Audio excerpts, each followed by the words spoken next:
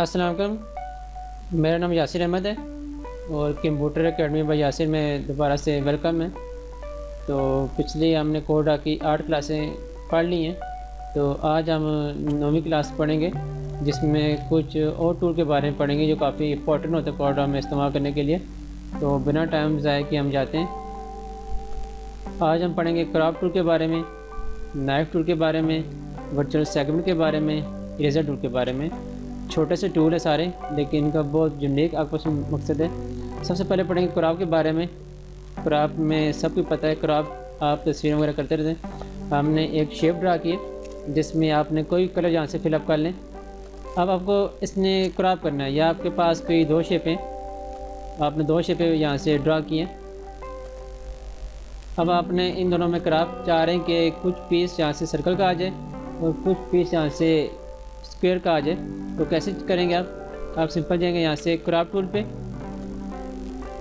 Drag करेंगे जितना आपको एरिया चाहिए। अगर आपके पास इतना एरिया चाहिए, मैं चाहता हूँ कि मुझे सिर्फ इतना एरिया चाहिए, एरिया जो आपके पास हाईलाइट हुआ है इस टाइम यही आपके पास क्राफ्ट में आ रहा है। अगर आप चाहते हैं कि इसको आपने ड्रैग करना है, जैसे अंदर कर्सर रखें, इसको अपने हिसाब से आप ड्रैग कर सकते हैं। यहाँ से साइज़ छोटा बड़ा जितना आपने करना है, आपको इतना पार्ट चाहिए, सिंपल यहाँ पे कर्सर रखें। यहाँ पे या तो डबल क्लिक कर लें या सिंपल कीबोर्ड से इंटर प्रेस करेंगे तो आपके पास वो एरिया क्रॉप होके आ जाएगा। इस तरह आपके पास वो एरिया क्रॉप हो गए। अगर आपने इतना एरिया क्रॉप करना है, सिलेक्ट सारा, दोबारा से क्रॉप,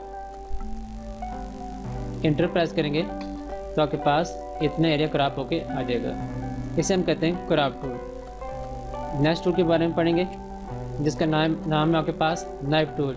नाइफ टूल नाम से ज़ाहिर है, अगर आपने शेप को काटना हो तो यहाँ पे इस्तेमाल करेंगे नाइफ टूल। आपने एक शेप ड्रा की यहाँ से, इसमें कोई भी कलर बयान किया, यहाँ से जाएंगे आप नाइफ टूल के बारे में।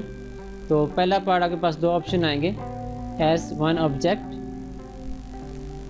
Choose and auto close and cut. यहाँ पे क्लिक करें, सिंपल आपने यहाँ पे क्लिक किया तो ये आपके पास एक सिंपल सी लाइन आ जाएगी। ये लाइन आप जिस जगह पे रखेंगे वहाँ से आपके पास कटिंग हो जाएगी। अगर लाइन आपने रखनी है इस जगह पे, सिंपल यहाँ पे क्लिक करेंगे तो अभी तो कुछ भी नहीं हुआ क्योंकि शेप आपस में ब्रेक नहीं होती है। इसको अलाइन करने के बाद आपने यहाँ पे क्लिक करना है या अरेंज पे जाएंगे, यहाँ प्रेस करेंगे कंट्रोल के शॉर्टकट होता है ब्रेक करने के। जिससे आपने ब्रेक किया, अभी आपके पास 2 शेपें आपस में कन्वर्ट हो जाएगी। तो वो पार्ट आपको कट जाएगा यहाँ से आपने यहाँ से नाइफ किया। मैंने यहाँ से कंट्रोल जी प्रेस किया, दोबारा से जाएंगे नाइफ टूल पे। अब मैं रैंडम सिलेक्शन कर रहा हूँ, यहाँ से क्लिक किया मैंने माउस के कर्सर को दबा के रखा हुआ है और ड्रैग के यहाँ पे, दोबारा से यहाँ पे कंट्रोल के, ये पार्ट आपका अलग हो जाएगा, ये पार्ट आपके पास अलग हो जाएगा। तो ये काम होता है आपके पास नाइफ टूल का कि किसी भी शेप को काटने के, दोबारा से शेप ड्रा करेंगे यहाँ से, ये शेप सेलेक्ट की मैंने। वर्चुअल के बारे में अगली चीज़ होती है हमारे पास वर्चुअल के, कि इसका काम ये होता है, अगर आपके पास काफ़ी सारी शेपें हैं, मैंने ये ड्रा किया, उसके बाद मैंने एक सर्कल ड्रा कर लिया यहाँ से, दोनों को मैं यहाँ से सिलेक्ट किया। वर्चुअल करता है अगर आपने इस पार्ट को ख़त्म करना जो आपके पास शो हो रहा है आउटर साइड पार्ट, सिंपल इस पर एक दफ़ा क्लिक करेंगे तो वो पार्ट आपके पास यहाँ से ख़त्म हो जाएगा। सिलेक्शन करने के बाद जाएंगे दोबारा से वर्चुअल पे,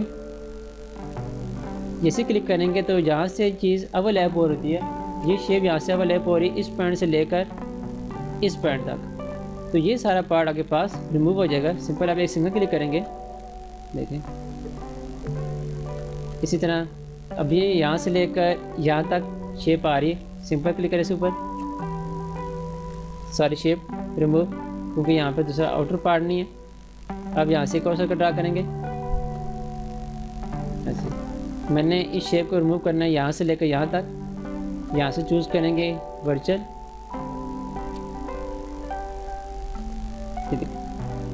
जहाँ तक ये शेप रिमूव होगी यहाँ तक वो अपना पार्ट ओवरलैप करता है। तो काफ़ी अच्छी डिज़ाइनिंग में आपके पास इस्तेमाल हो सकता है ये ऑप्शन कि आप अगर आपने बहुत सारी डिज़ाइन बनाई, मिसाल के तौर पर मैंने एक इलिप्स लिया, मैंने इसको ड्रा किया, डबल क्लिक किया, इसका रोटेशन पॉइंट मैंने यहाँ पे रखा है, तो मैं एक छोटा सा फ्लावर बना रहा हूँ। कंट्रोल आर प्रेस किया मैंने। अब ये पार्ट जो मैंने इनर साइड है, अगर ये काफ़ी सारे मैंने रिमूव करने हैं यहाँ से, सिंपल लेंगे यहाँ से वर्चुअल सेगमेंट टूल, देखें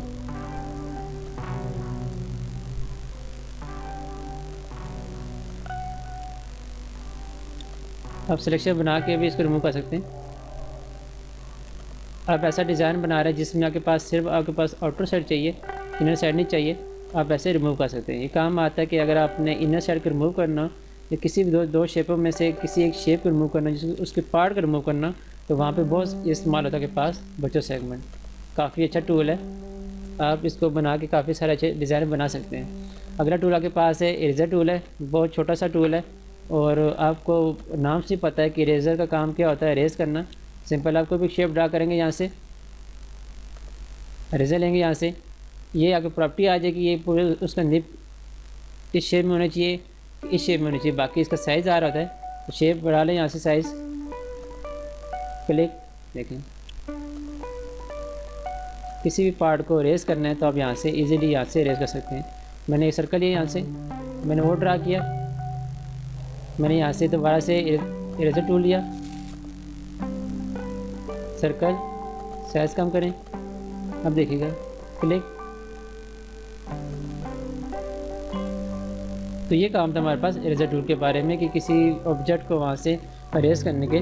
तो आज की क्लास से हमने 4 टूल के बारे में पढ़ा। नाइफ़ टूल जो कि किसी शेप को काटने के काम आता है, क्रॉप टूल किसी शेप या तस्वीर को क्रॉप करने के, वर्चुअल सेगमेंट इनर साइड के अगर इंटरसेक्ट पार्ट को रिमूव करना, और लास्ट में पड़ा था इरेज़र टूल के कि किसी भी शेप को रिमूव करने के। इंशाल्लाह नेक्स्ट वीडियो में मिलते हैं। अगली क्लास में हम पढ़ेंगे पेन टूल के बारे में, बेज़ियर टूल के बारे में, जो काफ़ी इंपॉर्टेंट टूल्स हैं।